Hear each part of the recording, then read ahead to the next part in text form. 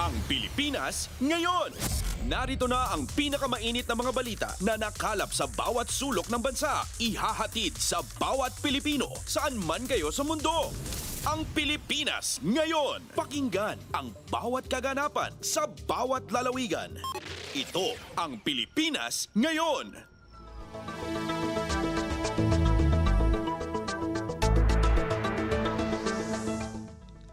Magandang araw po sa ating mga tagapakinig. Welcome po ulit sa ating programang Ang Pilipinas Ngayon. Ito po ang inyong lingkod, Steph Vicente. Samahan niyo po ako sa kabuuan ng ating palatuntunan.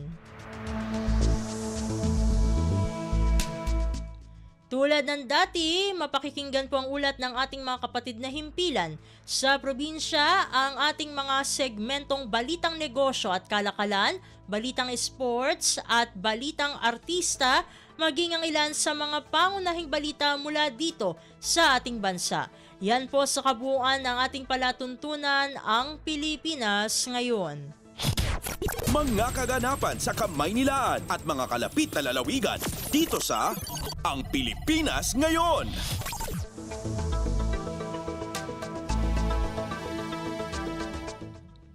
Sa makahalagang balita, tataas lamang ang tensyon sa West Philippine Sea o WPS dahil sa banta ng China na ikukulong nito ang sinumang hindi Chinese na papasok sa inaangkin nilang teritoryo. Ayon kay Pangulong Ferdinand R. Marcos Jr., kakaibang polisiya ang banta ng China at aniyay nakababahala ito sa sitwasyon. The new policy of threatening to detain our own citizens, that is an escalation of the situation. So yes, it is now very worrisome. Si Pangulong Ferdinand R. Marcos Jr. Pasada ng mga balita mula sa Pilipinas para sa mga Pilipino saan man sa mundo. Ang Pilipinas ngayon.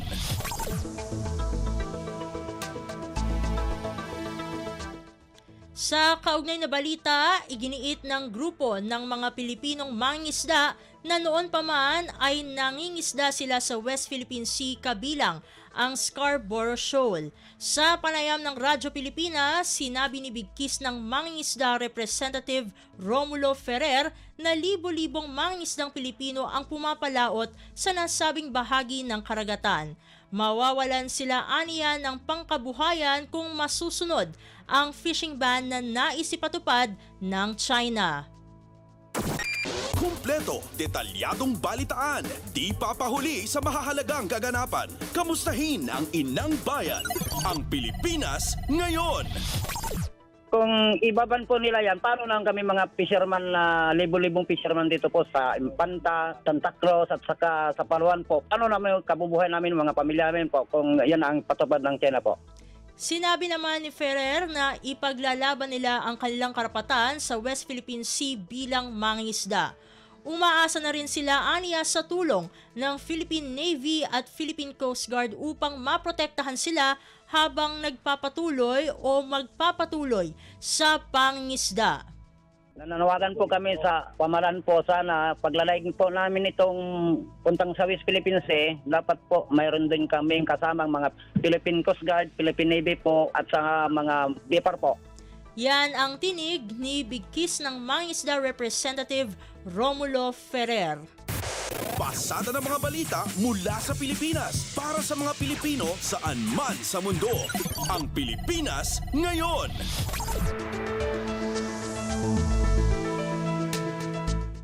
Samantala, Philippine Navy siniguro ang kanilang pagsuporta sa mga mangingisdang Pilipino ngayong nagpatupad ng fishing ban ang China sa ilang bahagi ng West Philippine Sea. Ang kabuang ulat ihahatid sa atin ni Leo Sarne. Tiniyak ng Philippine Navy ang kanilang buong suporta sa mga mangingisdang Pilipino sa gitna ng ipinatupad na fishing ban ng China sa ilang bahagi ng West Philippine Sea na saklaw ng Exclusive Economic Zone ng Pilipinas. Sa pulong balitaang binigyang diin ni Philippine Navy spokesperson for the West Philippine Sea, Commodore Roy Vincent Trinidad, na ang fishing ban ng China na epektibo mula Mayo hanggang Setyembre ay illegal, provocative at labag sa international law. Sinabi pa ng opisyal na walang kinakailangang ipangamba ang mga Pilipinong mangingisda, lalo na mga nasa Bao de Masinloc, dahil nasa likod nila ang pamahalaan at ginagawaan lang lahat upang maprotektahan ang kanilang kabuhayan. Payo ng opisyal sa mga Pilipinong mangingisda na huwag pansinin ang fishing ban at ituloy lang ang kanilang paghahanap buhay.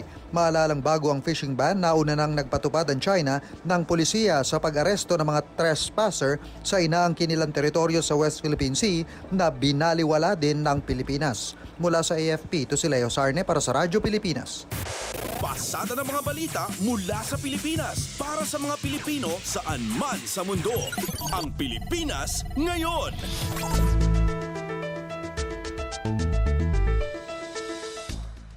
Sa iba pang mga ulat, ibinahagi ni Pangulong Ferdinand R. Marcos Jr. na may ginagawa ang pamahalaan o ginagawa ng pamahalaan ng lahat upang maresolba ang pagiging agresibo ng China sa West Philippine Sea o WPS sa mapayapang paraan. Ayon kay Pangulong Marcos, ginagawa ng gobyerno ang mga mekanismo upang tumigil ang China sa mga agresibong aksyon nito sa WPS at malayang makapangisda ang mga Pilipino sa sarili nating teritoryo. As any point of contact that I can establish, I will use it. And at every level, at the leaders level, at the ministerial, sub-ministerial, private. Si Pangulong Ferdinand R. Marcos Jr.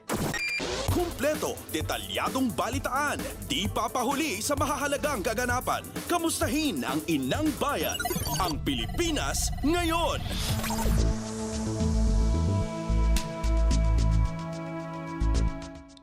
Sa kaugnay pa ring balita, ilalahad ni Pangulong Ferdinand R. Marcos Jr. ang posisyon ng Pilipinas sa usapin sa West Philippine Sea o WPS sa kanyang dialogo sa Singapore. Ayon kay Pangulong Marcos, isa sa bibigyang pansin ang halaga ng malayang paglalayag para sa pandaigdigang kalakalan at ekonomiya.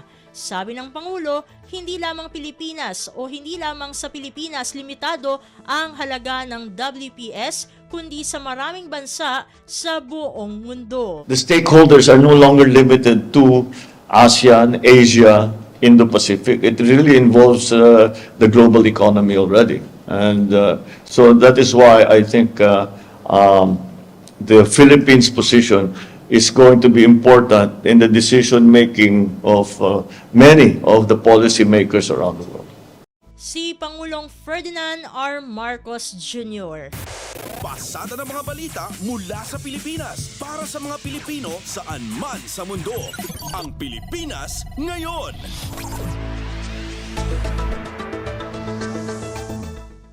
Samantala, Pangulong Ferdinand R. Marcos Jr. hinikayat ang mga negosyante sa Brunei Darussalam na ikonsidera ang Pilipinas bilang kanilang prime business destination. Ang detalye ng balita ihahatid sa atin ni Alvin Baltazar. Hinikayat ni Pangulong Ferdinand R. Marcos Jr. ang mga negosyante sa Brunei Darussalam na ikonsidera ang Pilipinas bilang kanilang prime investment country. Sa kanyang talumpati sa Philippines Business Forum sa Brunei, binigyan din ng Pangulo na itataguyod nito ang kapakipakinabang ng mga resulta para sa mga sektor ng negosyo ng Pilipinas at ng Brunei. Sa forum ay ipinresenta din ng Chief Executive ang lakas ng ekonomiya ng Pilipinas at binigyan din na mas madali na ang pakikipagpartner sa kalakalan at pamumuhunan hindi lamang sa larangan ng agrikultura kundi pati na sa renewable energy, halal development at iba pang mga oportunidad sa Brunei Darussalam, Indonesia, Malaysia, Philippines, East ASEAN Growth Area o BIMP IAGA. Bukod dito ay gumagawa na din aniya ang Pilipinas ng makabuluhang hakbang para mas mapadali ang pagnenegosyo bukod pa sa gawing mas simple ang pagbabayad ng buwis at mga proseso sa pagnenegosyo. Pakinggan natin si Pangulong Ferdinand R. Marcos Jr. So I enjoin the business leaders of Brunei to seriously consider the Philippines as your prime investment destination. We are committed to fostering mutually beneficial outcomes for the business sectors of both our countries. Wala sa Brunei Darussalam para sa state visit ni Pangulong Ferdinand R. Marcos Jr., Alvin Baltazar, Radyo Pilipinas. Kumpleto, detalyadong balitaan, di papahuli sa mahahalagang kaganapan. Kamustahin ang inang bayan, ang Pilipinas ngayon.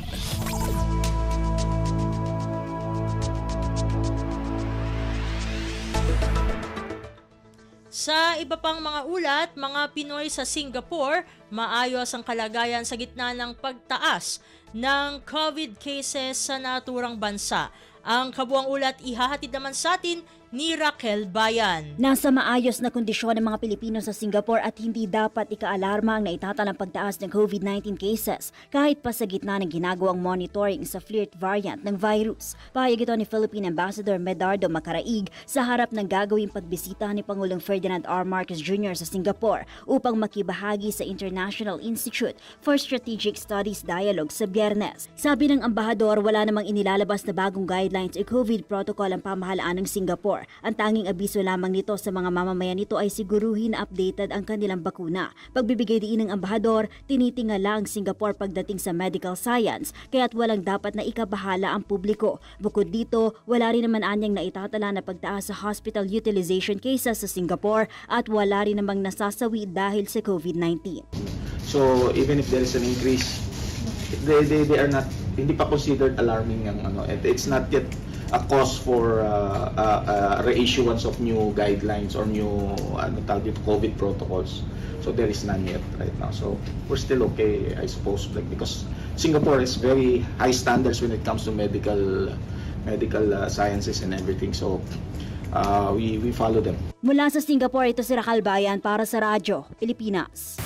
Pasada ng mga balita mula sa Pilipinas para sa mga Pilipino saan man sa mundo.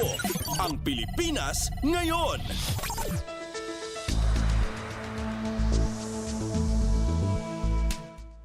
Samantala, walang kinalaman si Pangulong Ferdinand R. Marcos Jr. sa pagpapalit ng liderato ng Senado. Ayon kay Pangulong Marcos, wala siyang partido na nakausap tungkol sa issue. Aniya, nalaman na lamang niya na nagpalit na ang Senado ng liderato pagbalik niya galing sa isang out-of-town trip. Sabi pa ng Pangulo, hindi pa niya nakakausap si dating Senate President Juan Miguel Zubiri tungkol dito. Una kasing sinabi ni Zubiri na tinanggal siya sa pwesto dahil sa umano'y hindi niya pagsunod sa mas nakatataas. Sabi ng Pangulo, base sa kanilang huling pag-uusap ni Zubiri, hindi lumabas ang issue kaya hindi niya alam kung ano ang tinutukoy ng senador. I guess if you're Senate President, the only power that be is the President. I'm not sure what he is referring to. If that is a specific instance or just as a general principle, I don't know. I haven't spoken to him about it. Si Pangulong Ferdinand R. Marcos Jr. Kumpleto, detalyadong balitaan, di papahuli sa mahahalagang kaganapan. Kamustahin ang inang bayan, ang Pilipinas ngayon.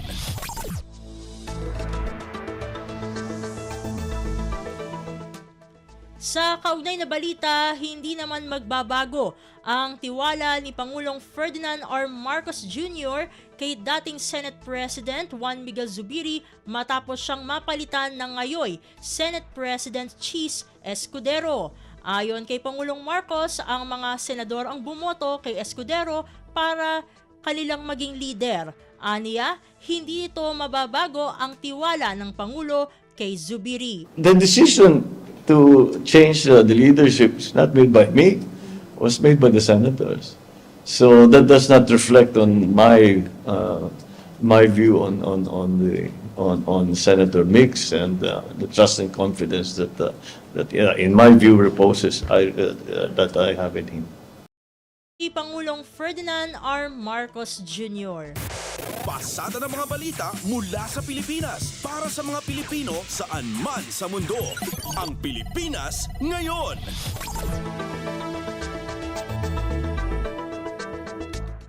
Samantala, pagpasok ng mga bagong kumpanya sa motorcycle taxi industry, welcome sa isang senadora. Ang detalye ng balita ihahatid naman sa atin ni Nympha Asuncion. Welcome para kay Senadora Grace po ang pagpasok ng mga bagong kumpanya sa motorcycle taxi industry. Binigyang diin po na makikinabang ang mga commuter sa pagkakaroon ng healthy competition sa naturang industriya. Kasabay nito, pinunto ng Senadora ngayong tapos na ang pag-aaral ng Technical Working Group. Malinawan niyang epektibo ang mga motorcycle taxi bilang alternatibong uri ng transportasyon basta't may nakalatag lang na sapat na mga panuntunan para sa kaligtasan sa kalsada at ng mga mananakay. Nagbibigay niya rin ito ng dagdag na datos para sa pagpapalawak ng MC taxi industry. Ginitipon na ito ang dahilan kaya isinusulong niya ang pagsasaligal ng mga motorcycle taxi sa Pilipinas. Sa pamamagitan kasi anya nito ay magkakaroon ng mga commuter ng access na mabilis, mas mura at mas convenient na masasakyan lalo na sa gitna ng mabigat na dalyo ng trapiko o sa mga lugar na mahirap mapuntahan. Umaasa ang mababatas na maipapasana ang panukalang magsasaligal ng MC taxis bago matapos ang 19 Congress sa 2025. Ito si Nympha Asuncion para sa Radyo Pilipinas. Kumpleto, detalyadong balitaan, di papahuli sa mahahalagang kaganapan. Kamustahin ang inang bayan, ang Pilipinas ngayon.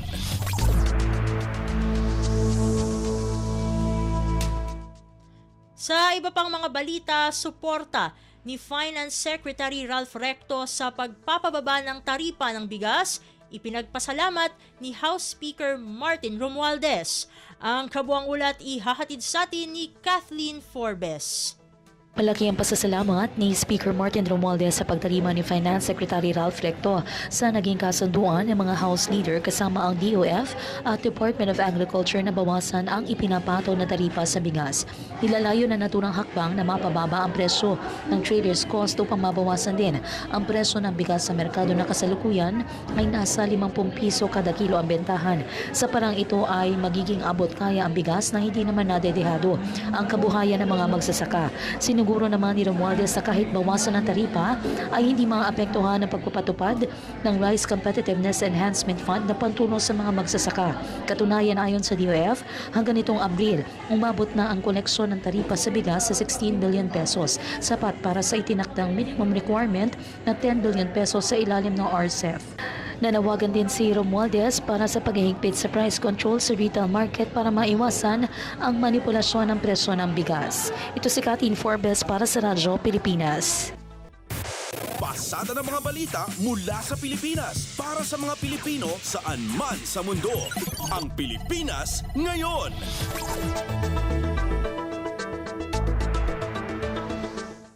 Samantala, paggamit ng artificial intelligence at deepfake, ipagbabawal ng COMELEC sa panahon ng kampanya. Ang detalye ng balita ihahatid naman sa atin ni Michael Rogas. Kukumbinsihin ni COMELEC Chairman George Erwin Garcia ang kanyang mga kasamahan sa NBank na maglabas ng resolusyon para ipagbawal ang paggamit ng artificial intelligence at deepfake sa panahon ng kampanya. Ayon kay Garcia, masyado itong banta sa demokrasya ng bansa lalo na kung karapatan sa pagboto ang pag-uusapan. Nais niya na mismong ang kandidato ang nangangampanya at hindi ang teknolohiya sa pamamagitan ng AI or deepfake. Kumbinsido rin siya na hindi makatotohanan ang mga inilalabas na impormasyon sa halalan kung gagamitin ang AI at deepfake. Dahil dito nais niyang pakinggan ang saloobin ng kanyang mga kasamahan sa komisyon kaugnay sa isusulong niya na ipagbawal ang AI at deepfake sa nalalapit na kampanyahan. Ito si Michael Rogas para sa Radyo Pilipinas.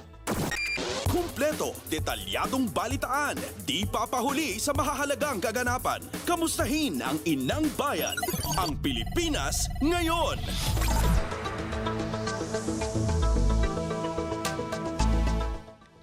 At iyan ang mga maiinit na kaganapan para sa araw na ito. Samantala, ating atabayanan ng mga ulat mula sa ating mga kapatid na himpilan sa probinsya para sa Regional News. Balita mula sa lalawigan sa bawat rehiyon ng ating bayan. Dito sa Ang Pilipinas Ngayon.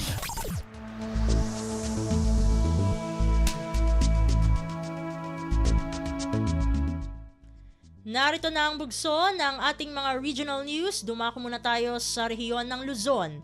314 na BHW na accredit ng lokal na pamahalaan sa lungsod ng Batak. Ang kabuang ulat ihahatid sa atin ni Jude Pitpitan mula sa Lawag. Naan-araya na naikant accreditation ti group 314 na barangay health workers iti siyudad ti Batak kan tinasaong nga LGU ti Ilocos Norte. Ti kaunaan na makapag-accredit kada iti BHW babaon iti City Health Office.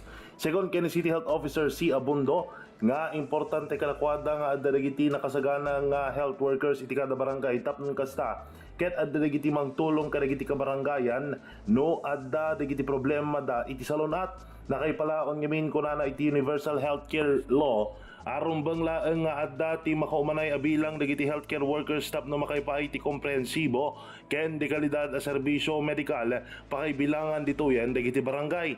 Manayek ti dati kinuna ni DOH Representative Adrian Doctolero aparte iti 8-point agenda ti Department of Health ti kinadda dagitoy nga healthcare workers kunana dagiti BHW ket addaan ti papalken function amayan natop iti naganda. B. Bawat Pilipino ramdam ang kalusugan. H. Handa sa krisis.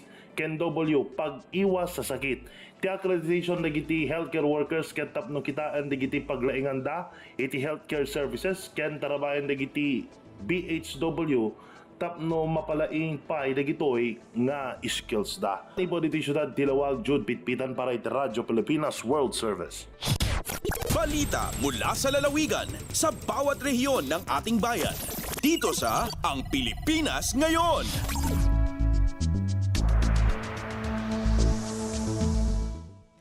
Inyong napakinggan ang ulat ni Jude Pitpitan mula sa Lawag. Dumako naman tayo sa Agoo. La Union Police tiniyak ang kahandaang magresponde sa panahon ng kalamidad. Ang detalye ng balita ihahatid naman sa atin ni Glenda Sarak. Nakikaykay sa La Union Police sa Provincial Office iti simultaneous sa showdown inspection karagiti disaster response equipment capabilities anaanga idi Mayo 28 na isayang kate aktibidad iti Marangal Grandstand Camp Diego Silang Barangay Carlatan San Fernando City La Union kaspa sa nationwide nga inisyatibo ti PNP National Headquarters. Tarigaga rito ang masukima ti kinasagana ti pulisya nga agresponde no at dati mapasamak adidigra. In the ulwan ni Police Lieutenant Colonel Arnold Ongatyan, Deputy Provincial Director for Operations ti LUPPO, iti sidong ti supervision ni Provincial Director Police Colonel Lambert Suerte, tinaangay nga inspeksyon. Nakipasatmat iti inspeksyon ti 20 a police stations iti La Union, pakiramanan ti La Union Provincial Mobile Force Company. Daytoy a simultaneous sa showdown inspection ti pammaneknag iti commitment ti pulisya amang patibkar iti disaster response kan mang protektar karagiti umili kontra iti epekto ti natural adidigra. Manipod Agoo La Union, Glenda Bakungan Sarak para iti Radyo Pilipinas World Service. Balita mula sa lalawigan sa bawat rehiyon ng ating bayan. Dito sa Ang Pilipinas Ngayon.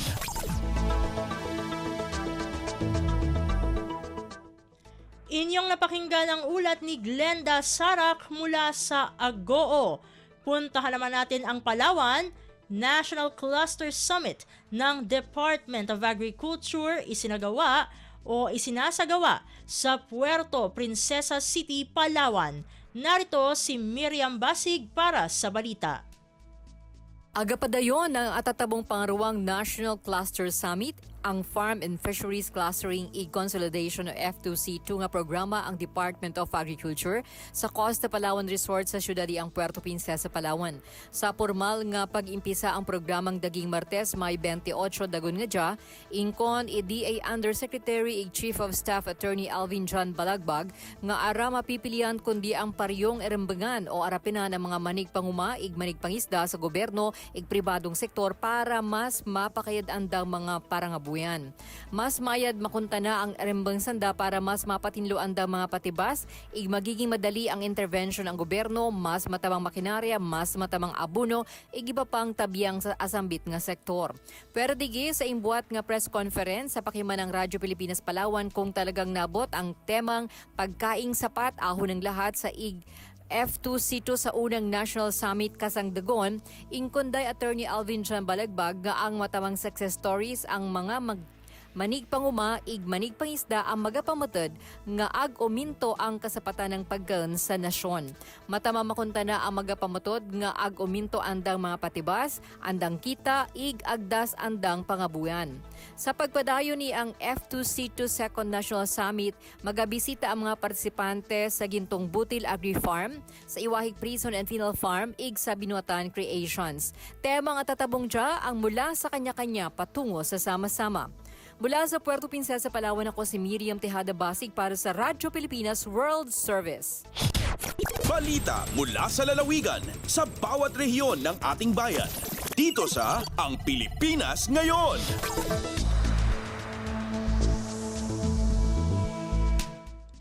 Inyong napakinggan ang ulat ni Miriam Basig mula sa Palawan. Dumako naman tayo sa rehiyon ng Kabisayaan. Direkta Ayuda Payout isinagawa ng LGU Borongan. Mahigit 6,000 mga estudyante ng lungsod inaasahang makikinabang. Ang detalye ng balita ihahatid sa atin ni Sok Aberia mula sa Borongan. Nagpapadayon at gindo dumara nga direkta ayuda payout ang lokal nga pamunuan ng syudad han Borongan. Ipinagyan pagbinuligayan City Treasurer's Office CTO o City Social Welfare and Development Office CSWDO kagintikangan han Mayo 17. Nilalauman nga maabotin sobra 6,000 nga mga burunganon nga college o senior high school students laki pa adton mga naeskwela gawas sa syudad adton makakabenepisyo in 1,500 pesos nga ayuda pinansyal para ikaduha nga semestre han school year 2023-2024. Ininadto ni katulong nga gayon nga nagduhol han nasabing ayuda pinansyal atong lokal nga pamunuan tikanghan parigunan ang nasabing nga Social Services Program ang City Ordinance number 241 series of 2022 ngaging kikilala nga direkta ayuda ha Borongan City. Tika nga syudad han Borongan, Sok Aberia, Radyo Pilipinas World Service. Balita mula sa lalawigan sa bawat rehiyon ng ating bayan. Dito sa Ang Pilipinas Ngayon.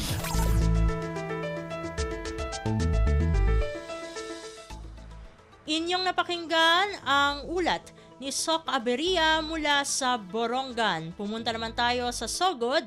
Halos 100 agrarian reform beneficiaries sa Southern Leyte nakatanggap ng financial assistance mula sa DSWD. Pakinggan natin si Aljon Malot para sa kabuuang ulat. Nakadawat og tabang pinansal ang mga agrarian reform beneficiaries kon ARB sa Southern Leyte niadtong Mayo 28 nining tuiga. Nasayran sa Department of Agrarian Reform kon DAR Eastern Visayas nga moabot sa 99 ka ARBs ang natabangan ilawom sa programang Assistance to Individuals in Crisis Situation kon AX. Gitaho nga ang matag benepisyaryo nakadawat og tag 5,000 pesos gikan sa Department of Social Welfare and Development kon DSWD og tingog party list. Gipadayag sa DAR Eastern Visayas nga ang mga nakadawat nga ARB sigikan sa mga kalungsuran sa Malitbog, Makrohon, Hinunangan ug Dakbayan sa Maasin. Ang ayang masayran nga gihimo ang payout sa buhatan sa DAR Maasin ug sa Hinunangan Municipal Cultural Center. Gikan sa Sugod, Southern Leyte, Aljon Malo para sa Radyo Pilipinas World Service. Balita mula sa lalawigan sa bawat rehiyon ng ating bayan. Dito sa Ang Pilipinas Ngayon.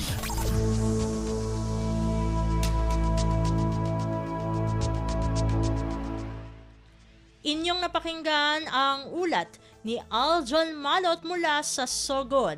Dakuin naman natin ang rehiyon ng Mindanao, high-value crops production sa Northern Mindanao na ispaigtingin ng Department of Agriculture. Ang detalye ng balita ihahatid sa atin ni Romy Kapinpuyan mula sa Cagayan de Oro. Pagpahigayon sa sunod-sunod nga site visit sa mga production area sa high-value crops sa lalawigan sa Bukidnon ug Misamis Oriental ang gipahigayon sa Department of Agriculture Regional Field Office 10 karong bag-o. Gibutyag ni DA Undersecretary for High-Value Crops Cheryl Marie Natividad Caballero ang katuyuan sa strategic site visits maong pag-assess sa kasamtangan ng production performance sa reyon ug ang pagsuta unsang aspeto sa crop production maka-intervene ug makahatag suporta ang DA aron sa ingon nga mas mapalambo ang high value crops productivity, efficiency ug sustainability. Sa pagbisita nini sa Northern Mindanao Agricultural Crops and Livestock Research Complex sa Dalwangan, Malaybalay City, Bukidnon, ang DA official yatagan og dugang impormasyon kalabot sa kasamtangan nga research ug innovations sa potato seed production pinagi sa tissue culture ingon man ang public-private partnerships. Giadtuan usab sa DA official ang Finca de Garces, usa ka Arabica coffee farm sa Pagantukan, Bukidnon. Mahinumduman nga niadtong 2023 ang Finca Garces Arabica Coffee nakakuha sa first place sa bag-o lang gipahigayon nga Philippine Coffee Competition. Gikan sa Radyo Pilipinas Cagayan de Oro, Romy Kapinpuyan para sa Radyo Pilipinas World Service. Balita mula sa lalawigan sa bawat rehiyon ng ating bayan. Dito sa Ang Pilipinas Ngayon.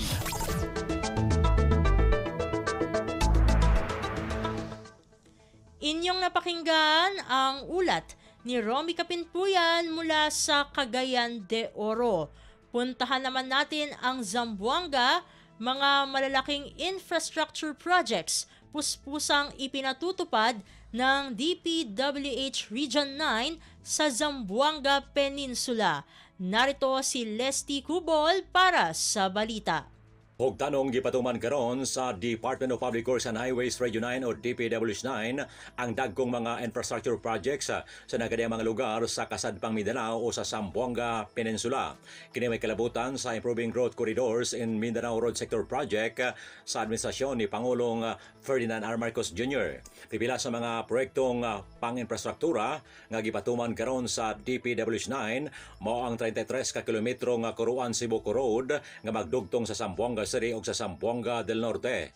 1.21 ka kilometro nga Gicam Bridge sa Zamboanga, Sibugay, 24 ka kilometrong Artilim Siocon Road nga magkonektar sa Zamboanga, Sibugay ug sa Zamboanga del Norte, 18 ka kilometrong CI Gapol Road sa Zamboanga, Sibugay ug ang 7.38 ka kilometrong Gotalak Baligian Alternative Road sa Zamboanga del Norte.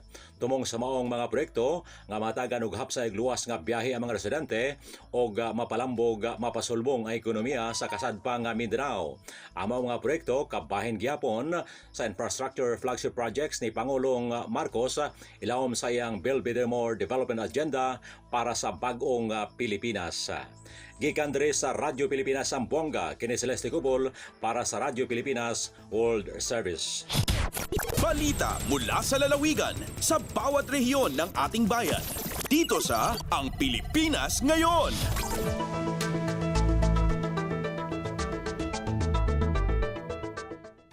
Inyong napakinggan ang ulat ni Leslie Cubol mula sa Zamboanga. Dumako naman tayo sa Iligan, LGU Iligan City nakibahagi sa pagdiriwang ng National Flag Day. Ang kabuang ulat ihahatid sa atin ni Sharif Timhar Habib Majid. Misalmot ang lokal nga kagamhanan sa dakbayan sa Iligan sa pagsaulog sa National Flag Day niadtong Martes, May 28 sa Centennial Park, Dalipuga, Iligan City. Sa iyahang mensahe niingon si Iligan City Mayor Frederick Siao nga ang bandila sa Pilipinas nagsimbolo sa pagkatao ug pangandoy sa mga Pilipino alang sa panaghiusa bisan pa sa mga kalainan. Nanginaut usab ang mayor nga mamahimong inspirasyon kini sa pagtinabangay aron makabuot ang maayong kaugmaon taliwala sa mga hagit nga giatubang sa dakbayan ug nasod. Samtang gipangunahan sa mayor ang pagsunog sa karaan ug kupas nga bandila sa Pilipinas subay sa Republic Act No. 8491 o ang Flag and Heraldic Code of the Philippines. Makatod pa sa mensahe ni Speaker Ferdinand Martin Romualdez kalabot sa National Flag Day, giauhag niya ang mga Pilipino nga hinumduman ang mga Pilipino nga nagsakripisyo sa ilahang kinabuhi alang sa kagawasan sa nasud. Hinumduman nga unang giwara-wara ang bandila sa Pilipinas niadtong May 28, 1898 human gipildi sa Armed Forces of the Philippines ang puwersa sa Espanyol. Gikan sa Radyo Pilipinas Iligan, kini Sharif Timhar alang sa Radyo Pilipinas World Service. Balita mula sa lalawigan sa bawat rehiyon ng ating bayan. Dito sa Ang Pilipinas Ngayon.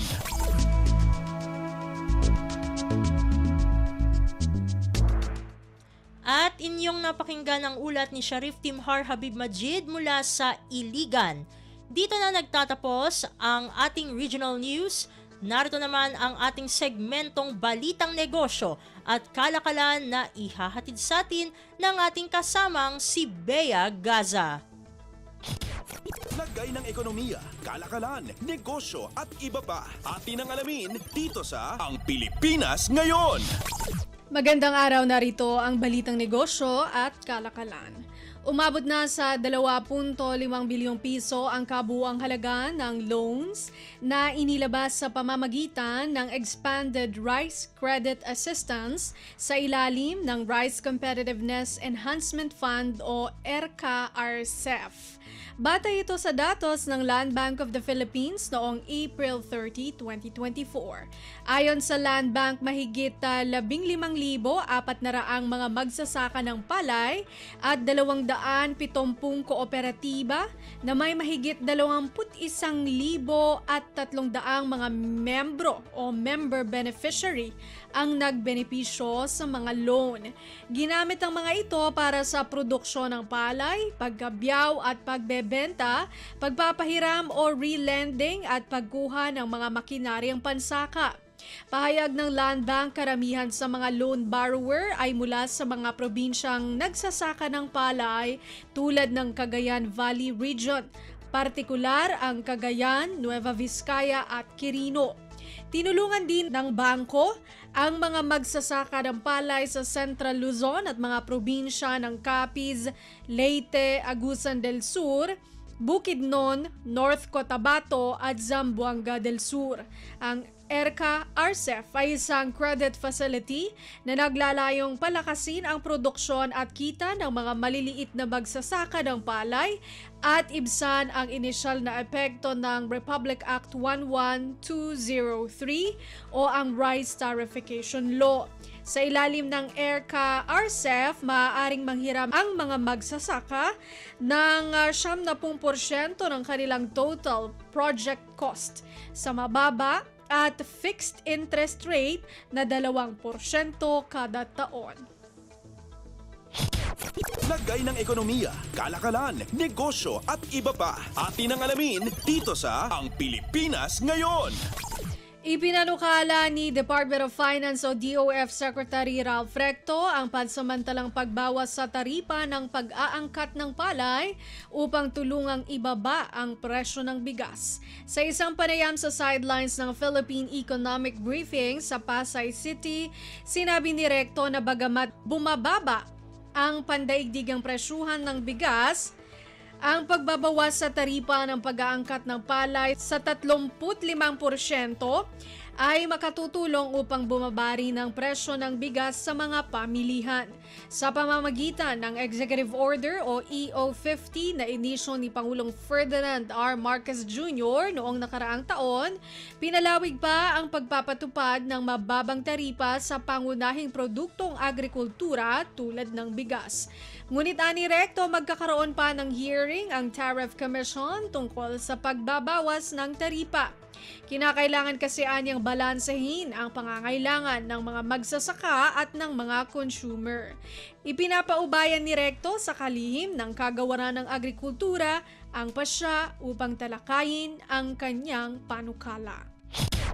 Lagay ng ekonomiya, kalakalan, negosyo at iba pa. Atin ang alamin dito sa Ang Pilipinas Ngayon. Pangwakas sa ating balitang negosyo at kalakalan, nakikisanipuwersa ngayon ang GCash sa talent sourcing firm Icon Manning Solutions upang tulungan ang mahigit 2 milyong overseas Filipino workers o OFWs na matuto sa financial literacy habang sinusuportahan ang kanilang mga pamilya sa Pilipinas.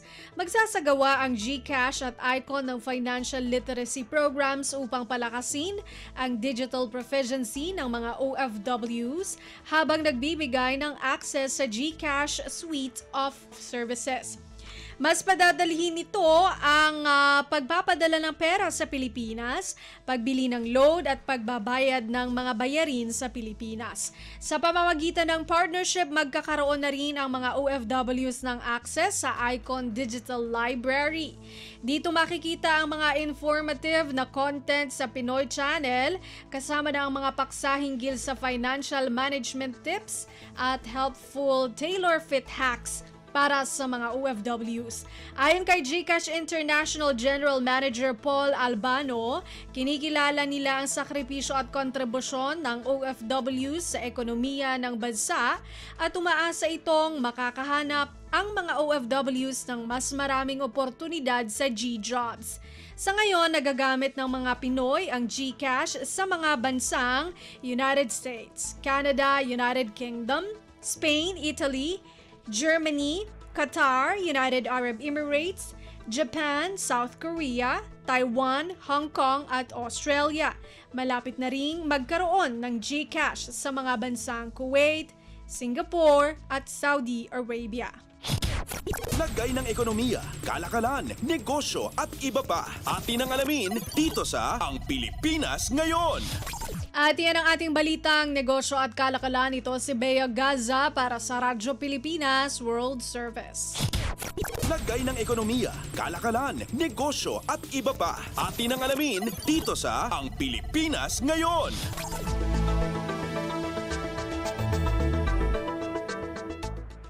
Maraming salamat, Bea, para sa ating segmentong Balitang Negosyo at Kalakalan. Narito naman ang ating segmentong Balitang Sports na ihahatid sa atin ng ating kasamang si Leo Magpayo.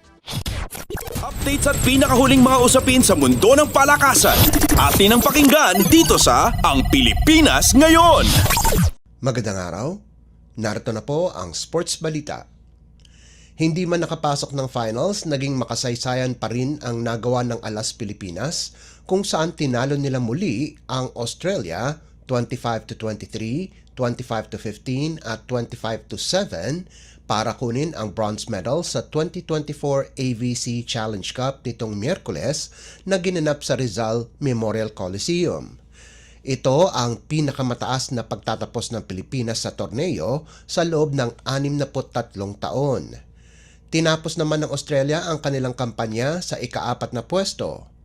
Maagang lumamang ang Alas kung saan umabot pa ito ng 7 puntos na kalamangan sa 17-10 mula sa back-to-back service aces ni Cici Rondina, subalit humabol ang Australia para dumikit sa 21-20 sa unang set.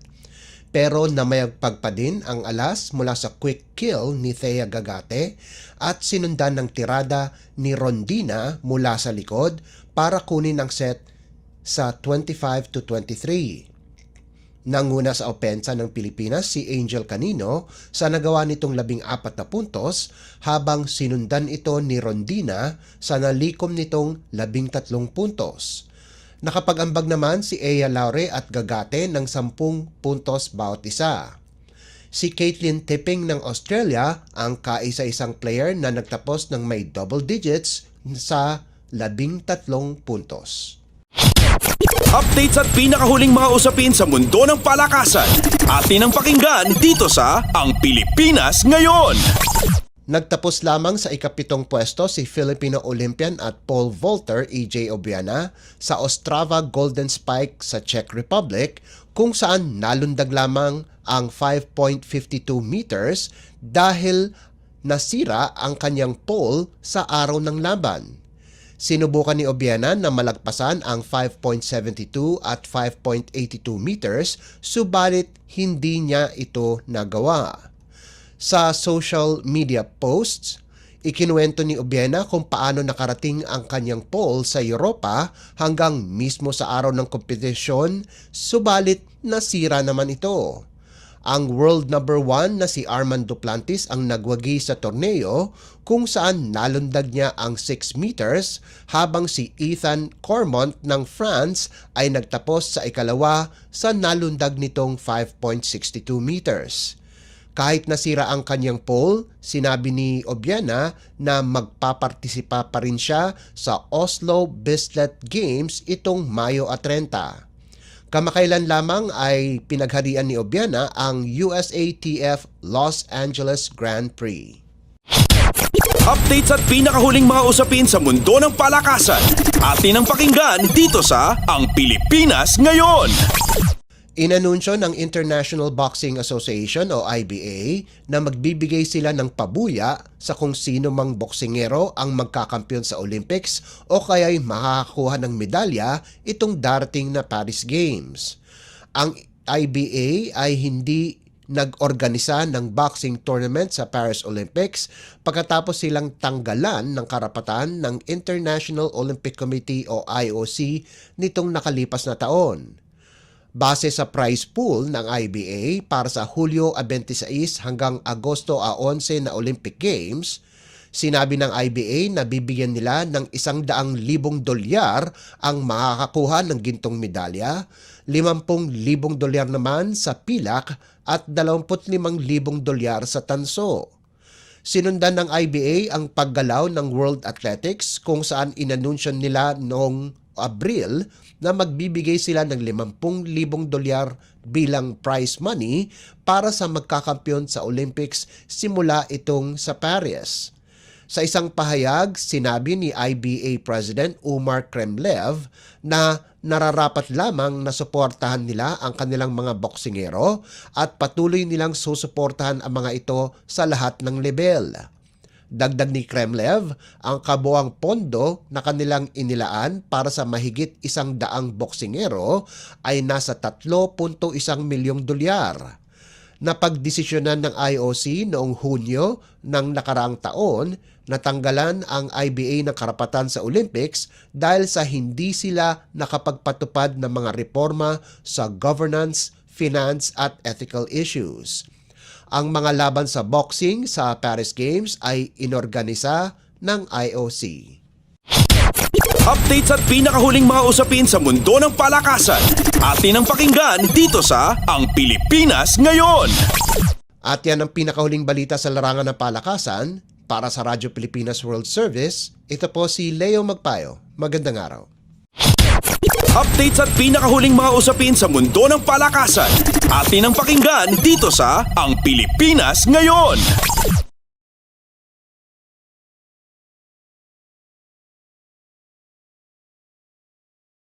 Maraming salamat Leo para sa ating segmentong Balitang Sports. Samantala, narito na ang mga latest chika sa ating segmentong Balitang Artista kasama ang nag-iisang si Mama JT. Ang latest, ang hottest sa showbiz and entertainment. Heto na sa Ang Pilipinas Ngayon.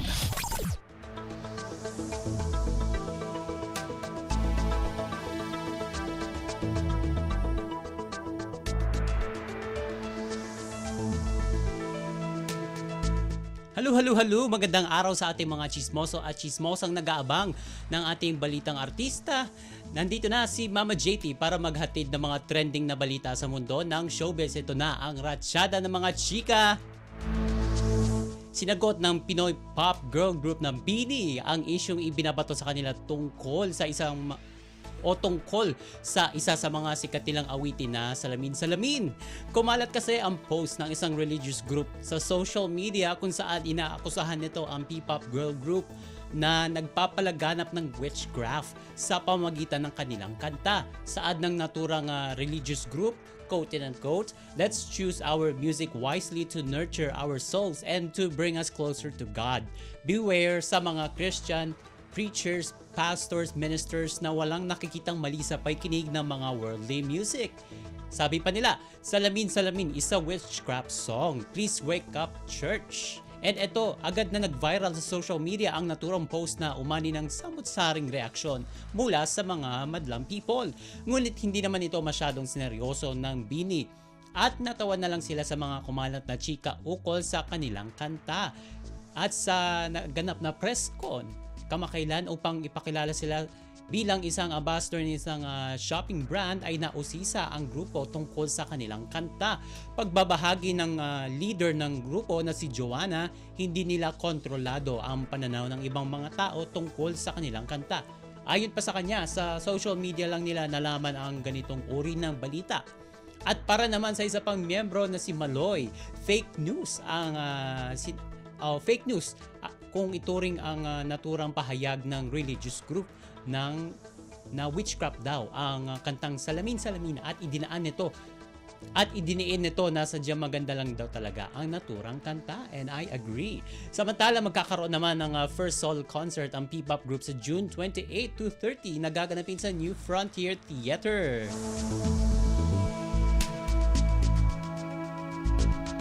Samantala sa iba pa nating chika for today's emosyonal ang naging reunion ng cast ng Home Along Dariles sa pangunguna ni Claudine Barreto nang magkita-kita silang muli. And mas naging masaya at makabuluhan daw ang muli nilang pagtatagpo ng dumating at makapiling ng grupo ang dating aktres na si Sita Astals na isa rin sa mga karakter na nagmarka sa nasabing sitcom. Sa video reel na ibinahagi ni Claudine sa kanyang social media accounts, mapapanood ang pagsasama-sama muli ng HADR family. And isa nga sa mga makabagbag damdaming eksena sa kanilang reunion ay ang pagdating ni Sita na mainit na tinanggap ng kanyang mga co-star sa sitcom na pinagbidahan noon ng Comedy King na si Dolphy. Makikita ang mahigpit na pagyakap ni Claudine kay Sita, pati na rin ni na Smokey Manaloto, Maybelline De La Cruz, Gio Alvarez at Nova Villa. At sa caption na inilagay ni Claudine sa kanyang Instagram post, quote and unquote, "Welcome back Sita Astals. The family was lost for a while but now it's back." Sabi naman ni Maybelline, quote and unquote ulit, "Lahat sila nagtatanong where's Tita Sita?" Finally, nung nakita ko yung reaction ng mga kapatid ko sa home, sila Tita Nova, nandun pa rin yung closeness, nandun pa rin yung warm ng bawat isa. Payag naman ni Smokey, noong quote and unquote, noong niyakap namin siya, parang kahit na walang salita na lumalabas, naiintindihan namin siya. Eto na, paunti-unti pakumpleto na kami. Yan ang sinabi ni Claudine. Sabi naman ni Gio, quote and unquote, "The family was lost for a while but now it's back." At gumanap nga itong si Sita Astals bilang Hilary Lagdameo sa naturang 90s sitcom. Ang mabait at maunawing boss ni Kevin Cosme sa sitcom na ginampanan naman ng yumaong Comedy King na si Dolphy. At pagkatapos ng naturang sitcom ay nawala na sa sirkulasyon o sa showbiz itong si Sita Astals dahil sa mga hamon at pagsubok na hinarap niya sa kanyang buhay. Sa isang panayam noon ay pinabulaanan niya na namumulubi siya at nanlilimos na lamang sa lansangan. Anya kaya pa naman daw niyang mamuhay ng normal. Pero anya, totoong nagkaroon siya ng mental health problems at na-diagnose ng pagiging bipolar. Sa ngayon ay nasa maayos na kondisyon na ang dating aktres.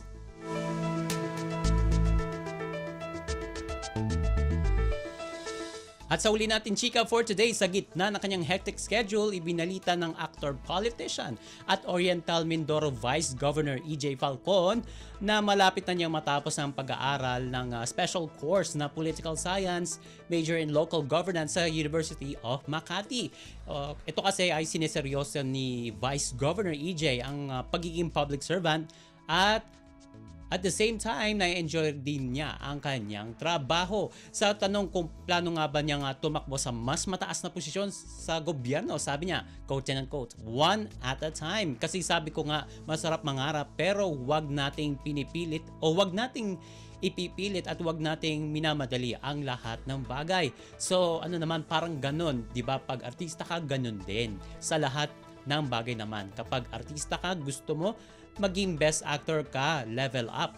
Gusto mo mag-level up, kung gusto mo, mas mature yung role. At ayon pa sa actor-politician, so parang ganun din sa politics. Ganun din naman, ganun din. Kasi ang sarap din yung alam mong may mas magagawa ka sa ganitong propesyon. At sa tanong kung tatakbo ba siya nga congressman, sabi niya, quote and unquote, "Lahat po ng bagay pinag-iisipan ko, lahat naman." At natanong din siya kung may mga nag-offer na sa kanya o kung may nag-offer na ba sa kanya para tumakbong congressman o senator sa next election sa 2025. Paglilinaw niya, walang nag-alok sa kanya na tumakbo bilang gobernador o kongresista o senador. At ayon pa sa kanya, kung sakaling ganon ay sarili niya itong desisyon. And OMG, wala na tayong oras para sa ating balitang artista. Maraming salamat mga kachismi sa pakikinig sa aking mga chika for today. Ako po si Mama JT para sa Radyo Pilipinas World Service. Ang latest, ang hottest sa showbiz and entertainment. Heto na sa Ang Pilipinas Ngayon.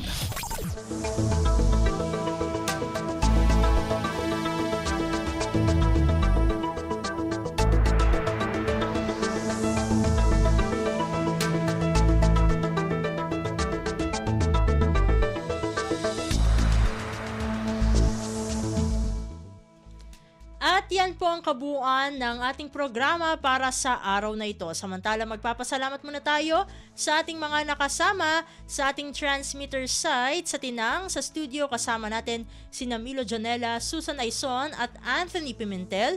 Salamat din sa mga naghatid sa atin ng mga ulat mula sa Kamaynilaan at mga probinsya, pati na rin ang naghatid sa atin ng segmentong Balitang Negosyo at Kalakalan na si Bea Gaza, ng segmentong Balitang Sports na si Leo Magpayo at ng segmentong Balitang Artista na si Mama JT. At syempre maraming salamat sa ating station manager na si Mr. Ray Sampang. Maraming salamat po hanggang sa susunod na edisyon ng ating palatuntunan. Huwag kalimutang mag-like, mag-follow at mag-subscribe na sa mga social media account o page ng Radyo Pilipinas World Service upang maging laging updated sa mga mahahalagang balita. Ito po ang inyong lingkod, Steph Vicente. Mabuhay po tayong mga Pilipino. At yan ang Pilipinas Ngayon. Muling samahan si Ben Blones sa parehong oras at alamin ang pinakahuling mga kaganapan at balita saan man kayo naroon. Ang Pilipinas Ngayon!